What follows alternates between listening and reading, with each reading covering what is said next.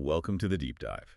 Today we are plunging into, well, a really turbulent period, the Stormy Sixties, specifically looking at 1963 right through to 1973. Yeah, it's a decade of just immense, rapid change. I mean, you start with the shock of Kennedy's assassination, Right. and you end with things like the oil crisis and a total reshaping of politics. It's foundational for understanding today. Absolutely. Our mission then is to walk through this chronologically. We'll hit the key moments, the big figures, LBJ's domestic The agenda, Vietnam War swallowing everything. and then Nixon's rise and his surprising diplomatic moves. It really is the blueprint for modern American politics, like you said. Couldn't agree more. It's amazing how quickly things shifted. Okay, let's start with Lyndon B. Johnson. He takes over after JFK's death, promising continuity. Now, this is a guy from Texas, a master legislator, famous for the Johnson treatment. Oh, yeah, the arm twisting, the intense persuasion. He knew how to work Congress. Definitely. And, he'd had this sort of moderate, even conservative image before, but he pivots hard, embracing this deep liberal vision, partly to honor Kennedy. And that commitment shows almost immediately with the Civil Rights Act of 1964, a landmark piece of legislation. Huge. Yep. It banned racial discrimination in public places, strengthened enforcement for school desegregation. But the really fascinating part, politically, is Title VII. Right. Banning discrimination based not just on race or origin, but also sex. Exactly. And the story goes that some conservatives added the sex part, thinking it would poison the whole bill, make it seem ridiculous. Yeah. But it backfired completely. It ended up creating the Equal Employment Opportunity Commission, the EEOC. So this attempt at sabotage actually gave the federal government a tool to enforce gender equality in work, right alongside racial equality. Incredible irony. It really is. And building right on that momentum, LBJ launches his Great Society. Driven in part by Michael Harrington's book, The Other America, wasn't it? Showing that, 20% of Americans were still poor despite the affluence? Precisely. It shocked people. So the Great Society goals were massive.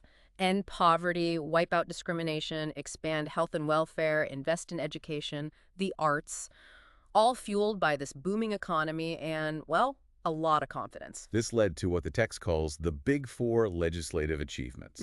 First was aid to education. Right, and they cleverly routed the money to students, not directly to schools, to sidestep those tricky church-state issues. Smart. And then number two, 1965, this was the big one perhaps for lasting impact, Medicare for the elderly. And Medicaid for the poor, subsidized health care. And these created permanent entitlements. That's a key term, isn't it? It is. It means these weren't just temporary programs. An entitlement gives eligible Americans a right to the benefit. Congress doesn't have to reapprove the funding year after year. It fundamentally expanded the federal safety net, and it's stuck. Okay, third big act, the Immigration and Nationality Act of 1965. This finally got rid of those old national origins quotas from the 1920s that heavily favored Europeans. Yeah, that system was deeply discriminatory. This new act doubled the annual number of immigrants allowed in. And it set limits on the Western Hemisphere for the first time. Which had this huge kind of unforeseen consequence. The flow of immigrants shifted dramatically, fewer Europeans, many more people from Latin America and Asia. It started changing the face of America permanently. So while all this is happening, the political ground is already shifting. You have the 1964 election, LBJ versus Barry Goldwater. Goldwater, the real champion of hardcore conservatism. He attacked the whole New Deal framework, Social Security, the Great Society. Johnson wins in a landslide, obviously. Yeah. But Goldwater wins Arizona and 5 states in the Deep South. That's the key, isn't it? It's hugely significant. That's the racial backlash starting to solidify. LBJ himself supposedly said signing the Civil Rights Act meant Democrats lost the South for a generation. And he wasn't wrong. That anti-civil rights sentiment becomes a core part of the modern conservative movement we see building. Exactly. Which brings us nicely to the last of the big four, the Voting Rights Act of 1965. Even after the '64 Act, black voter registration in places like Mississippi was still incredibly low, like 5%. Right. And then you have the Freedom Summer Registration Drive in '64 and the terrible violence in Selma, Alabama, where troopers attacked peaceful marchers on television. Yeah, the whole country saw that. It made federal action unavoidable. The Voting Rights Act outlawed literacy tests, sent federal officials south to register voters. It finally gave teeth to the 15th Amendment for black Southerners. It felt like the peak Maybe. Yeah. The end of that nonviolent, integration-focused phase of the movement. It really did seem that way. But literally 5 days after the VRA was signed, the Watts neighborhood in LA explodes in riots. Wow, 5 days. Yeah. 31 black people, 3 white people dead. It signaled this sharp turn towards a more militant, sometimes separatist phase. So you get this clash of visions. Martin Luther King Jr.'s soul force nonviolence. Versus figures like Malcolm X, who initially called for black separatism, rejecting nonviolence, though his views evolved before his assassination in '65. And then groups like the Black Panther Party emerge in Oakland. And Stokely Carmichael starts talking about black power, emphasizing racial pride, distinctiveness, sometimes separatism. It's a real shift in tone and goals. And then, the ultimate tragedy. King himself is assassinated in Memphis, April 1968. Which just unleashes this wave of grief and anger. Riots tear through cities, deepening the despair. And while all this social upheaval is happening at home, LBJ's focus, his presidency really, is getting consumed by Vietnam. Utterly consumed. It starts escalating seriously in '65 after the Viet Cong attack a U.S. airbase at Pleiku. Johnson orders bombing raids, Operation Rolling Thunder. His strategy was escalation, right? This idea you could just gradually increase military pressure and the other side would eventually break. Yeah, this sort of fine-tuned pressure. But the North Vietnamese and Viet Cong just matched every U.S. escalation. They absorbed it. And troop numbers just kept climbing. Over 500,000 U.S. soldiers there by 1968. And dissent at home just grows and grows. It starts on campuses, teach-ins in '65. Then criticism of the draft system, which hit poor and minority communities harder. And Senator William Fulbright's televised hearings were huge. The Fulbright hearings. That's where the credibility cap really opened up, wasn't it? People started realizing the government wasn't telling the truth about the war. Absolutely. And what's really disturbing, looking back, is how the government reacted to the dissent. Johnson actually ordered the CIA illegally to spy on anti-war activists here at home. And the FBI had its COINTELPRO program trying to disrupt and discredit anti-war groups, the Doves. Serious abuses of power driven by the pressures of the war. It all comes crashing down for LBJ with the Tet Offensive in January '68. Tet was a military defeat for the Viet Cong, technically. But politically, it was a disaster for the U.S. It showed the American public that victory was nowhere near, that the government's optimistic reports were false. It shattered the illusion. The hawks were shaken. Yeah. Anti-war sentiment surged. Right. And then Eugene McCarthy challenges LBJ in the primaries on an anti-war platform, does surprisingly well. Robert Kennedy jumps in too. The pressure is immense. And then March 31st, 1968, LBJ drops the bombshell on national TV. He's freezing troop levels. The stunner. I shall not seat and I will not accept the nomination of my party for another term as your president. Just incredible. Wow, so '68 becomes this year of unbelievable turmoil. Pure chaos. After LBJ steps aside, Robert Kennedy looks like he might capture the Democratic nomination, but then he's assassinated in June after winning the California primary. Another devastating blow. Then, the Democratic convention in Chicago descends into violence. Mayor Daley's police cracking down hard on anti-war protesters outside the police riot, as it was called. All broadcast live. And inside, the party machinery nominates Hubert Humphrey, LBJ's vice president, who wasn't seen as strongly anti-war. Right. He got the nomination through the traditional party bosses and delegates, not the primaries, really. So the anti-war wing felt totally betrayed, disenfranchised. And into this vacuum steps Richard Nixon for the Republicans. Nixon promising stability, appealing to what he'd later call the silent majority, tapping into that desire for law and order. And you also had George Wallace running as a third-party candidate, the American Independent Party. Wallace was crucial. He ran on a platform of populist resentment, segregationist undertones, tapping into white working-class anger, especially in the South. He won 5 Deep South states. Shows that conservative realignment is really picking up steam. Absolutely. Nixon wins, but it's a narrow victory, no clear mandate. He's a minority president in terms of popular vote. And all this political drama is happening against the backdrop of this huge cultural shift, the counterculture. Yeah, you can't separate them. And it wasn't just America. 1968 saw youth revolts globally, think Paris, the Prague Spring. Here it meant deep distrust of authority, of institutions. Remember the figure in the text showing declining trust. Right. You had the free speech movement at Berkeley back in '64, the rise of psychedelic drugs like LSD, the whole hippie movement. Trust no one over 30 was the slogan. There's the sexual revolution, too, spurred on by the birth control pill, which became widely available in the '60s. Changes attitudes towards sex and relationships. And a really key moment for gay rights happens in '69. The Stonewall Rebellion in New York City. Patrons at a gay bar finally fighting back against police harassment. It's seen as a major turning point. But there was a darker side, too. Idealistic groups, like Students for a Democratic Society, the STS. Some factions turned radical, like the Weathermen or Weather Underground, who eventually embraced violence and terrorism. So, idealism curdling into something else. Okay, so Nixon's in office, his biggest immediate problem. Vietnam, what's his plan? His policy is called Vietnamization. The idea is to gradually withdraw American troops, all 540,000 of them eventually, and hand the fighting over to the South Vietnamese army, but back them up with U.S. money, weapons, air power. This becomes the Nixon doctrine, right? The U.S. helps allies fight their own wars, but avoids large ground troop commitments. Exactly. And he appeals to that silent majority he believes supports the war effort, or at least wants an honorable end.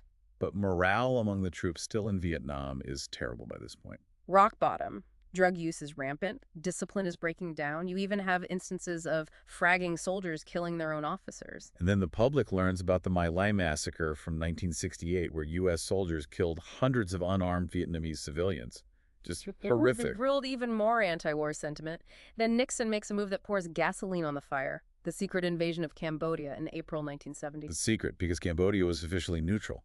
He wanted to clean out North Vietnamese bases there, but didn't tell Congress or the public.